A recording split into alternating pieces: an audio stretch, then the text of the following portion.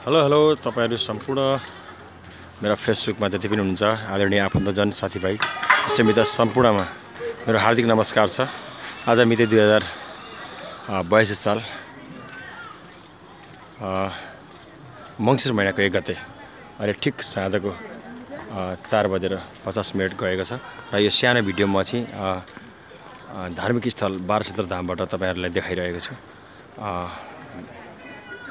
यो चाहिँ बारहक्षेत्र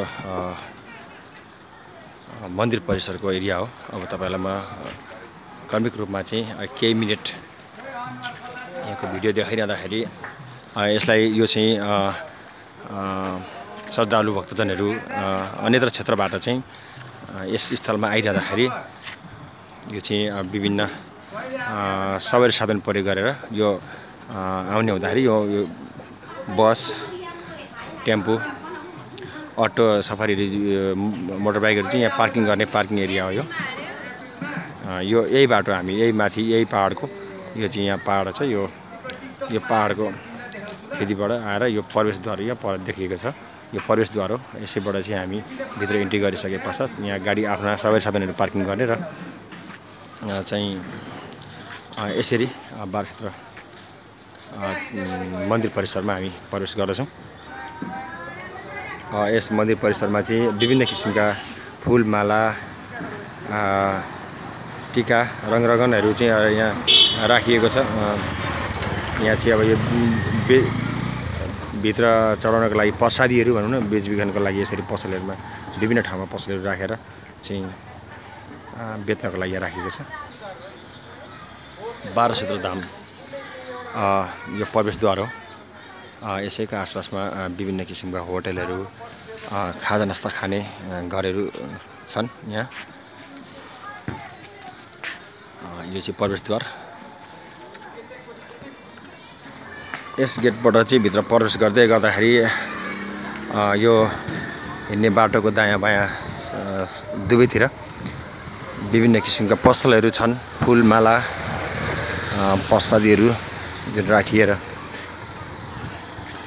बेच्नको लागि राखिएका हुन्।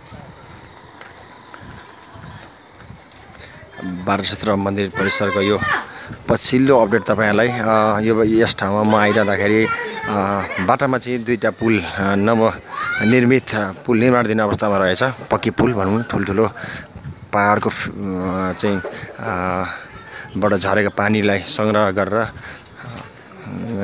एकत्रित गरेर चाहिँ त्यो पुल मुनिबाट पानी सप्लाई हुने गरी खोला भनौं त्यसबाट चाहिँ पुल निर्माण भएको रहेछ। त्यो पनि देख्न पाएँ।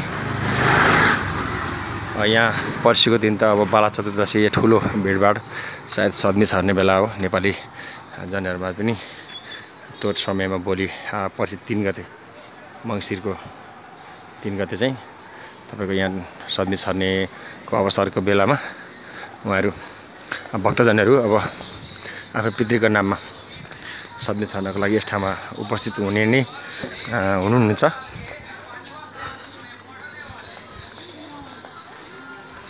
अब मैले देखाइरहँदाखेरि म करिबन बारहक्षेत्रको उत्तरी ब्याक साइडपट्टि आइपुगिसकेको छु। उत्तरी भेग बारहक्षेत्रको उत्तरी भेगमा आइरहँदाखेरि बारहक्षेत्र मन्दिर यही नै हो।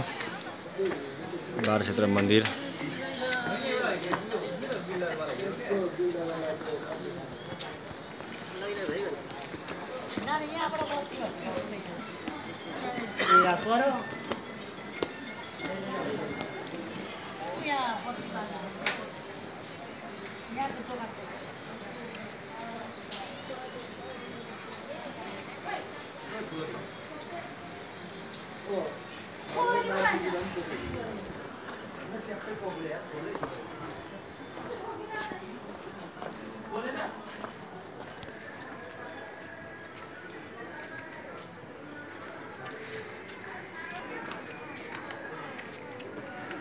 मन्दिरै छेउमा पनि एउटा पसल देख्न पाएँ।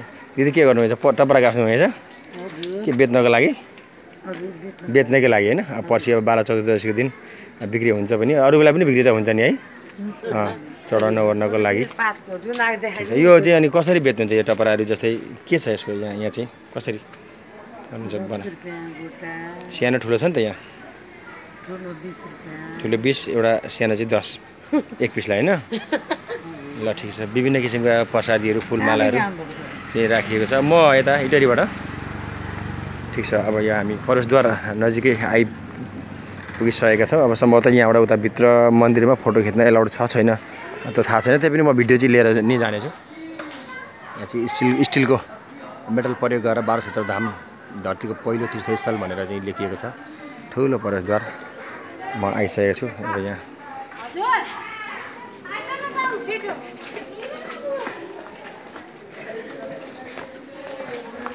अब यता चाहिँ अब आज एकदम सरसफाइ जस्तो अवस्थामा देखेँ मैले सधैँभरि यस्तो हुन्छ या के छ यहाँ चाहिँ भित्र अब भक्तजनहरू बस्ने भजन कीर्तन गाउने हलहरू हो यो चाहिँ यहाँ भोलि पर्सिको दिन त निकै नै भिड हुन्छ यहाँ मेला लागेको दिन धेरै भिड हुने गरेको छ अब मेन मन्दिर बारक्षेत्रको चाहिँ भनेको यही नै हो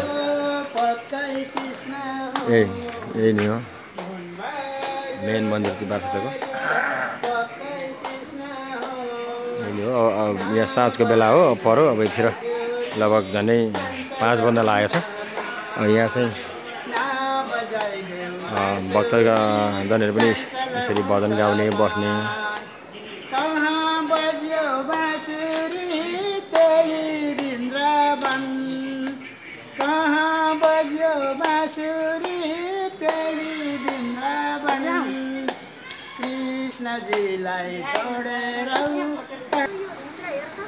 अब यहाँ यो उत्तरी भेकपट्टि साइडपट्टि हो यहाँ लेखिएको छ बारक्षेत्र अतिथि गृह भनेर नि लेखेको छ यो चाहिँ अब यहाँ सुत्न बस्नको व्यवस्था पनि छ भनेर भनिएको छ र यो चाहिँ सप्तकोशी नदी बगेकै हामीले देख्न सक्छौँ बारक्षेत्र मन्दिरको उत्तरी भेक साइडपट्टिबाट यहाँ तल चाहिँ तल यहाँ बोर्डहरू पनि पार्किङ गरेर राखेको छ पानी बोर्डहरू सम्भवतः यो यहाँबाट चाहिँ यता उँभो मासतिर यो धनकुटा अथवा भोजपुरतिर जाने हुनसक्छ भक्तजनहरू यहाँ आइरहँदाखेरि अब यहाँ